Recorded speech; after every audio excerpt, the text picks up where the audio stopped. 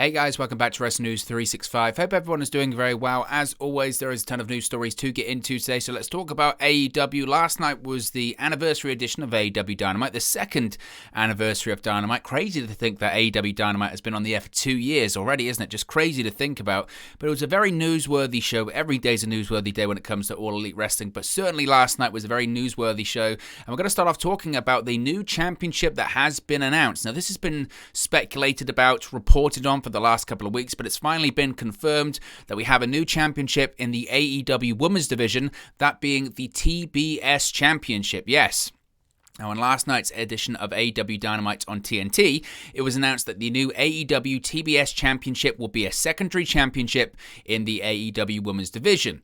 Now, as noted, of course, Dynamite is moving from TNT to TBS on January 5th, 2022.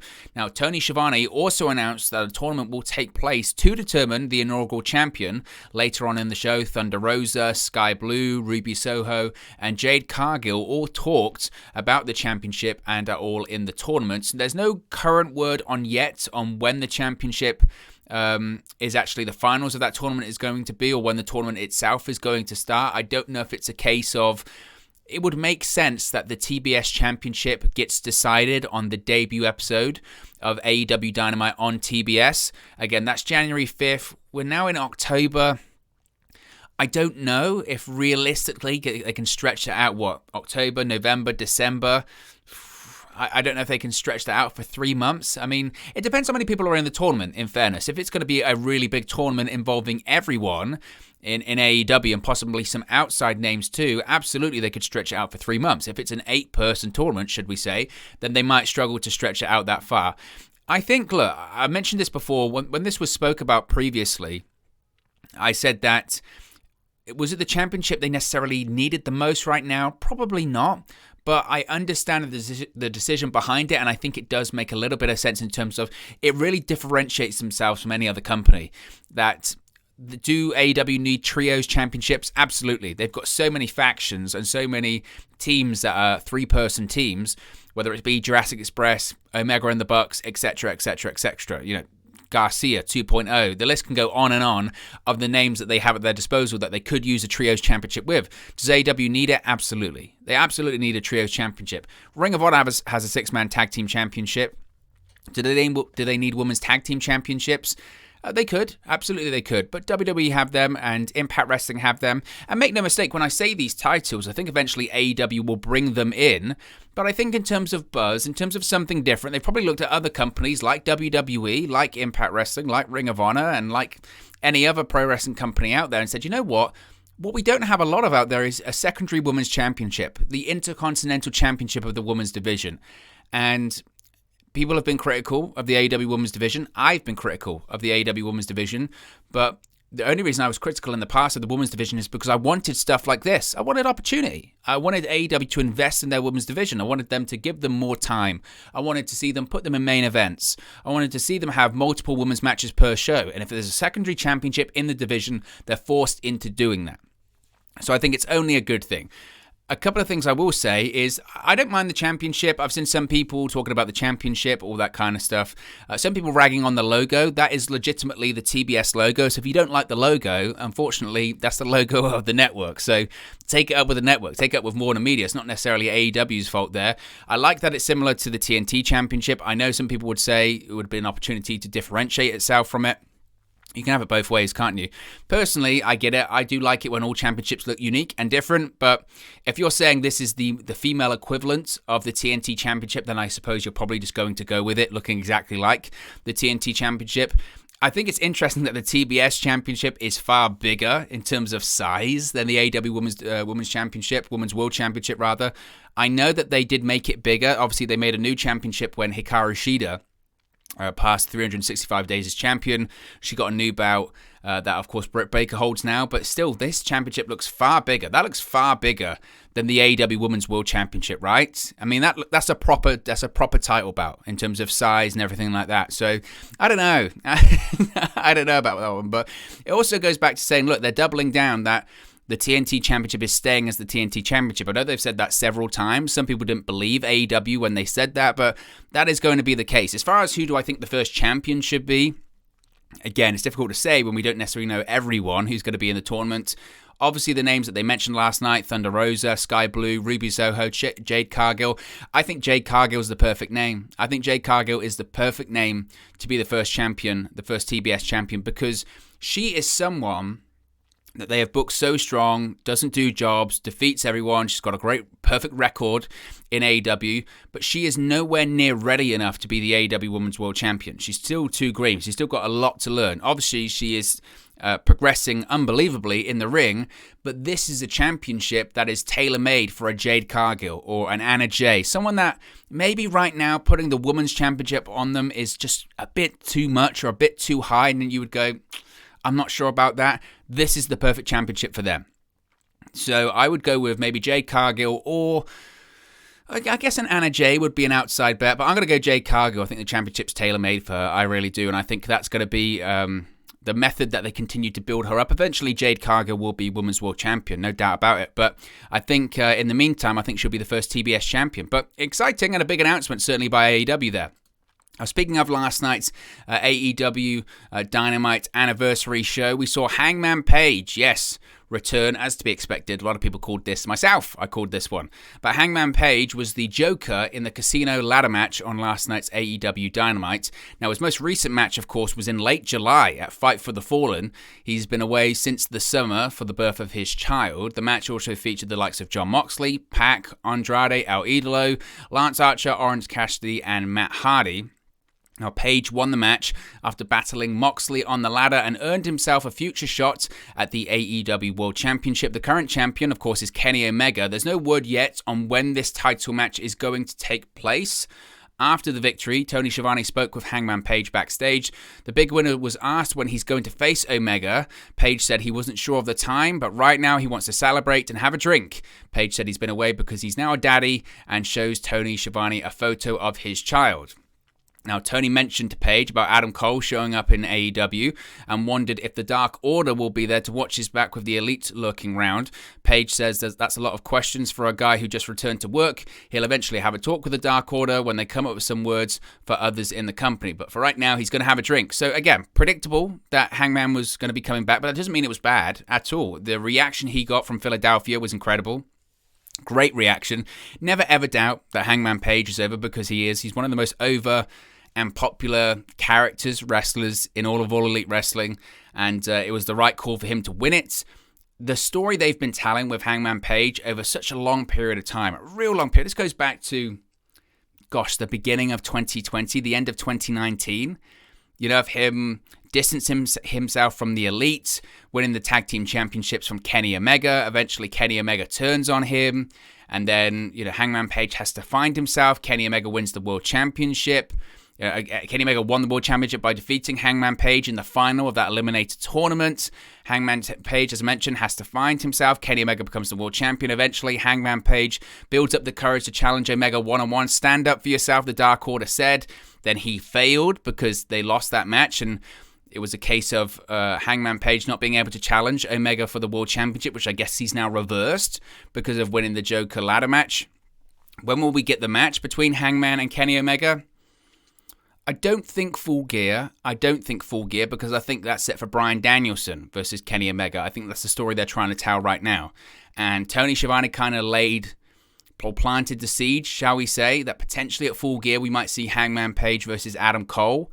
And then I wouldn't be surprised if, I don't know if they'll hold off for Hangman Page versus Kenny Omega until a pay-per-view event. That might be too far, but again, this is a storyline that's been going on for like 18 months at this point, so they can take as long as they want. They could stretch it out to Revolution, or they do big TV specials seemingly every week, so certainly they could do it like they did last year. Winter is Coming edition of Dynamite. What if they do another Winter is Coming edition of Dynamite? The day that Kenny Omega's about to become AEW World Champion for a full year, he loses to Hangman Page. That's a story that they could tell. So I thought it was great, and obviously the episode of Dynamite just in general was great last night, as it always tends to be. Bobby Fish is All Elite. This is an interesting one. This is a really interesting one that's got a lot of people talking, actually. So Bobby Fish made his debut last night on AEW Dynamite. Fish challenged Sammy Guevara for the TNT Championship in a losing effort. It was a very, very, very good match. Interesting note that Fish also made his entrance to Dance Away, which is the same theme song himself and his former tag team partner Kyle O'Reilly used in Ring of Honor. Now, the former NXT Tag Team Champion was released from WWE 2 months ago yesterday. Since his departure, Fish has worked with Major League Wrestling. He made his MLW debut at MLW Fightland against Lee Moriarty this past weekend, which will air on Vice TV tonight after Dark Side of the Ring. But after the show, after he had lost the match against Sammy Guevara, it was announced that Bobby Fish is indeed All Elite, which is certainly curious, to say the least. This is what he had to say after the show. There was a little interview he did after the show, and he mentioned about Dan Lambert of American Top Team. He said, quote, "Sammy, I got to hand it to you. You pulled this one out. You are tough. I take nothing away from you, but this, I've been doing it way too long. I understand it's a game of inches. I was this close more than once out there tonight. This close, Sammy. So it's just a matter of time before I take that TNT Championship. Your days are numbered, rest assured. And I have no idea what that was afterwards. No clue. Dan Lambert and a bunch of goons. I mean, stay in your friggin' lane. Enough is enough. This business is not for you. Sammy, you have not seen the last of me." So he's referring to the beatdown afterwards, and we'll touch on that in a second. The reason I say this has generated a lot of discussion, because this goes back to, doesn't it, are AEW signing too many people? That's the discussion point. Are AEW making too many signings? Are they just picking up all of the ex-WWE stars? Are they just picking up all of the people that were part of NXT and all this kind of stuff? Make no mistake, Bobby Fish, incredibly talented. No doubt about it. No question. He was a staple of NXT for several years. He was a major player on that show, The Undisputed Era. It's still wild at this point that this was an anniversary edition of Dynamite. 2 years the show has been on the air. 2 years ago, Adam Cole was in the opening match of NXT, defending the NXT Championship, and in the main event, Bobby Fish was teaming with Kyle O'Reilly. 2 years later, half of the Undisputed Era is under contract to AEW. It's just crazy how much has changed over the course of the last 2 years, especially in the landscape when it comes to NXT and AEW. NXT is a completely different show at this point. It's on a different night, different branding. It's called NXT 2.0. So it is crazy about that. Bobby Fish, I can see why people would say it feels like a bit of an unnecessary signing, because, and again, I don't mean this to be a slight against Bobby Fish. It's a good pickup by AEW, no doubt about it. But Bobby Fish, look, he was an injury-prone guy in NXT. He had several injuries in NXT. It felt like every 3 or 4 months he'd be out with an injury, whether it was a torn tricep, a torn bicep, torn ACL, you name it. So he's got the injury background. Obviously, that might be a bit different with the reduced schedule, maybe, in AEW. It wasn't as if NXT had this ginormous schedule at the time either. I don't know. It does feel a bit of a strange one, to be honest with you. And look, it's a big roster. It's a really, really big roster. They've got a lot of shows, in fairness. You know, they've got Dynamite 2 hours. They've got Rampage 1 hour. They've got Dark. They've got Dark Elevation. But it is a big roster. It's a good problem to have. Look, eventually, and this is the thing I always say when it comes to this, eventually people will leave AEW. Not everyone is going to stay there. Now, he's going to be managing dates between AEW and MLW, so it's hardly as if he's going to be a regular fixture on Dynamite, shall we say, anyway. We'll have to wait and see. If he's not doing anything in, say, 2-3 months, and you would say, why on earth did you sign this guy? But if this guy is going to be used a lot, then who knows? And who knows what AEW has planned for the future? Maybe they're going to launch more shows. Maybe they're going to start doing select house shows. Who knows what they're going to do? If that is the case, maybe that's the case of expanding the roster. I do agree with people when I looked at this one and said, okay, he signed of AEW, but especially in reality, what we know that Kevin Owens is coming in. Sami Zayn's probably going to come in. There's lots of names out there. You know, Bray Wyatt's going to come in. More names are to come. So it did feel a bit of an odd one, I must say. Let's talk about CM Punk. CM Punk is returning to the ring this Friday on Rampage. He's becoming Mr. Rampage, isn't he, CM Punk? Doesn't really compete that much on Dynamite, but competes on Rampage a lot. He's becoming closely associated with that show, isn't he? Now, on last night's episode of Dynamite, CM Punk issued out a challenge to up-and-coming star Daniel Garcia for Friday's episode of Rampage. This is what Punk said, quote, "Somebody tried to stop all of this and end it before it began. Daniel Garcia, I'm talking about you, and if you've got any balls, you'll meet me in Philadelphia on Rampage. Let's go." Now, shortly after the segment concluded, AEW's Twitter page noted how Tony Khan, has officially booked the match for Friday's show. The last time, of course, Punk competed in the ring was on the September 22nd edition of Rampage. That was the Rampage Grand Slam 2-hour show from Arthur Ashe Stadium, where he defeated Powerhouse Hobbs of Team Taz. So certainly, we're seeing a situation that's coming to life here that Punk said when he came into the company. I want to work with all the young talent. And who's he faced off against so far? He's faced Darby Allin, he's faced Powerhouse Hobbs, and now he's going to face Daniel Garcia. 3 young guys, not say inexperienced, but up-and-coming guys. Make no mistake, CM Punk, like he did against Darby Allin, like he did against Powerhouse Hobbs, will beat Daniel Garcia. I'm sure the match will be fine. It's smart. The lineup for Rampage is certainly stronger. I think last week, with the number that came out, for Rampage on TNT. And again, the numbers aren't surprising, but I think Tony Khan realized, you know what, if we're going to do good numbers or decent numbers for that time slot, we've got to load up every show. And as I mentioned, we're just signing Bobby Fish. There's no excuse really not to load up the shows when you've got so much talent under contract, right? So it's an interesting one. And like I said, Punk's becoming Mr. Rampage. I'm sure the match will be great. And this is what everyone was excited about with CM Punk coming back to pro wrestling and specifically AEW. There are so many names that Punk hasn't worked against before. 3 of them he's faced already. That's great stuff. And he will build to the matches against the Bucks and against Kenny Omega and against Adam Cole, etc. But these matches are just as interesting, in my opinion, because these guys never thought they were going to be working against CM Punk. So it's a reason to watch Rampage on Friday. I'm sure when the number still is like 600,000 or whatever it may be, people go, look, CM Punk isn't a draw, all this kind of stuff. But that's just par for the course when those Rampage viewership numbers come out. Speaking of Rampage as well, we've got a tag team match announced for next Friday, not this Friday, next Friday's edition of Rampage from Miami, Florida. So following his successful title defense that I touched on earlier by Sammy Guevara, he was blindsided by the Men of the Year Scorpio Sky and Ethan Page, as well as American Top Team of Dan Lambert. Now, Guevara's best friend, Fuego del Sol, came to the rescue alongside Inner Circle members Chris Jericho and Jake Hager.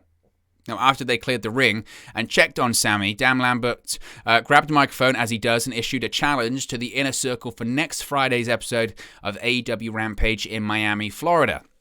This is what he had to say, quote, Rampage is coming to Miami on October 15, and South Florida is the home of American Top Team. There's only one king of the streets in the 305, and his name is Jorge Masvidal. If you think anyone has a say in what's going on in our city other than us, then the balls of Jericho are getting a little too big for your britches. Our town, we fight on our terms. 6-man tag team match. The Inner Circles, I'll just say JOs, versus the Men of the Year and former UFC heavyweight champion Junior Santos. Because not only will I be at ringside, but I will also have the baddest bodyguard on the planet to watch my back. If you need a reminder of who that is, his name is Jorge Masvidal. So, certainly an interesting one there, because we're going to have a 6-man tag team match. We're going to have the Inner Circle, Sammy Guevara, Chris Jericho, and Jake Hager versus the Men of the Year and Junior Dos Santos. He's going to make his pro wrestling debut, and Jorge Masvidal is going to be at ringside. I'm fascinated by it. Look, I know a lot of people don't like the American Top Team stuff and Dan Lambert, and it's an acquired taste. I think the segments have been getting better, and sometimes people forget what heat is, you know, especially pro wrestling heat. And they say it's a ripoff of Jim Cornette, but that's kind of the point, isn't it? It's kind of the point. Look, Junior Dos Santos being in there, I'm a UFC fan. Junior Dos Santos in there is interesting. The big one's Jorge Masvidal. Having Jorge Masvidal on the outside, if eventually he gets to a point where he's going to actually wrestle a match, say against Chris Jericho, that's a big deal. That is a really big deal. And I'd be fascinated to see that happen. We already saw him get involved a little bit physically, didn't we? When he did the running knee a couple of weeks ago. That was on Jericho. That was at the Grand Slam edition of Rampage, wasn't it? In Arthur Ashe Stadium. So I think we could be building to that, you know. I really do. I think we could end up seeing Jericho versus Masvidal, and that's interesting to me. I know it's not for everyone, and I know people that aren't MMA fans look at this like, what the hell is this? But I think it's interesting, and again, gives you a reason to tune in for Rampage on Friday nights. Now, let's go back to the story we spoke about a couple of days ago when it comes to this report about EVPs losing power. Again, this report came out of from Cassidy Haynes of Bodyslam.net about how the EVPs are essentially EVPs in name only. Tony Khan's completely in control of everything creative, etc. Dave Meltzer reported that the roles of the EVPs haven't changed since December 2019.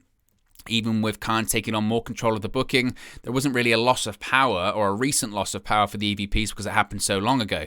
Now, Mike Johnson, a PW Insider, spoke to Tony Khan this week and was asked for clarification on where things are when it comes to creative in AEW. Khan reiterated that things haven't changed recently, but he did take on more control to make sure the shows were more organized. This is what Khan had to say, quote, "Yeah, I saw those reports this week, and I thought it was pretty disingenuous stuff from some of the internet wrestling writers because nothing has changed in recent months, and really the structure changed for me at the end of 2019, and it was because of me. I felt like I needed to take over and be more accountable as the CEO and as the booker.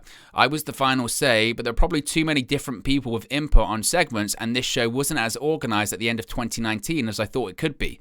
So for the past 2 years, we've been a lot more organized, and I've written every show by hand, which allows me to know which segments are where, and I think the segments and shows have gotten significantly better. The fans have enjoyed them more, they've performed better in terms of the ratings, and it's been a good change for us. But I saw somebody reporting that recently in the news, and it's not because we talked about this like over a year and a half ago we talked about this. I went on the record. I talked to you about it, and Dave Meltzer, this week in The Observer, even wrote a pretty good account that nothing has really changed."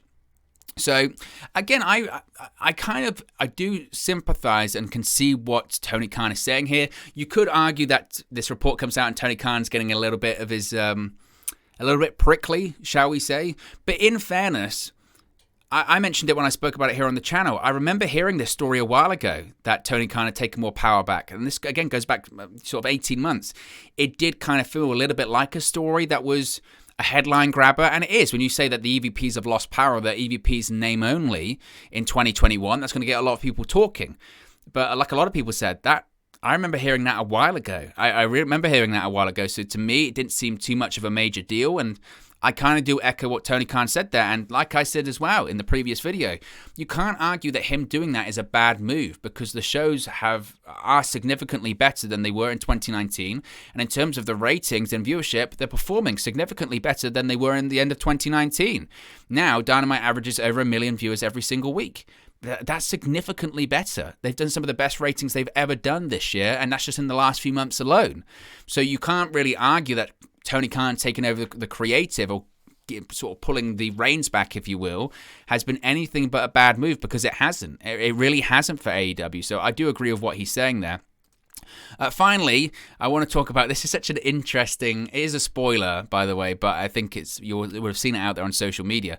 Now, AEW taped several matches for next Monday's Dark Elevation before the live episode of this week's Dynamite in Philadelphia, Pennsylvania, but a surprising appearance was from ECW original The Blue Meanie and former WCW star CROWBAR during the tapings. Now, CROWBAR was accompanied by The Blue Meanie, and he wrestled Joey Janela in a singles match. Janela picked up the victory, though. Prior to match, Janela cut an anti-Philadelphia promo in which he ripped the hardcore wrestling fan base and Ben Simmons for bailing on the Sixers. When Janela tried to leave the arena prematurely, the Blue Meanie forced him to get back in the ring. Meanwhile, the tapings, ECW legends Jerry Lynn, Taz, Dean Malenko, and Chris Jericho addressed the Philly crowd after the tapings for this week's edition of AEW Rampage.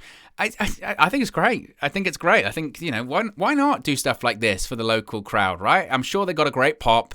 The CROWBAR thing's interesting because it's like, again, I don't know tons about CROWBAR, must be said. I think it's interesting that the Blue Meanie coming out there would have got great pops. Philadelphia, ECW tie-in. Him managing CROWBAR is just so... It's just so great. It's just so great. So I don't usually watch that much Dark Elevation. I struggle to watch all of the wrestling in the week anyway because of time and stuff like that. But I'll go out my way to watch this segment on Monday because I want to see the reaction of the crowd, and it seems fun, isn't it? It's fun. But look, guys, as always, it's just one man's opinion. What are your thoughts on all of these AEW news stories we've spoken about today? Let me know your thoughts in the comment section below. I'll do my best to respond and reply to all of your comments. Really enjoy interacting with you guys, talking about AEW, Impact Wrestling, New Japan Pro Wrestling, WWE, all things pro wrestling here on the channel. So be sure to get involved in the community, drop a comment below. All opinions are welcome. If you have enjoyed this video, please do smash a like on the like button too. Really does help us out here on YouTube. Go up the rankings and get into people's recommendation feeds if they haven't seen our videos previously. But most importantly, if you haven't already, please do subscribe to Wrestling News 365. You can do that by clicking the bottom right-hand corner of the screen right now. Or if you wait a few seconds, there'll be a subscribe button at the end of this video, along with another video for you to watch. Thank you very much for watching, listening, streaming, or have you come across this video today, and I'll speak to you again very, very soon. Hey guys, thank you for watching, listening, streaming, or however you come across this video today. Be sure to click on the video on the right there to watch our next video, or click the bottom there to subscribe, or the bottom right hand corner. Thank you very much, and I'll speak to you again very soon.